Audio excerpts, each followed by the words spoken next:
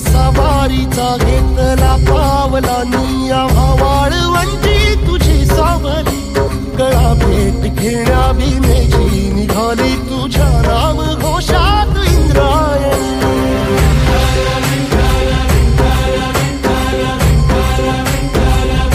भिडे आसमंती ध्वजा वैष्णवांची उभी पंढरी आज नादावली तुझे नाव ओठी तुझे रूप ध्यानी जीवाला तुझी आस गाला गली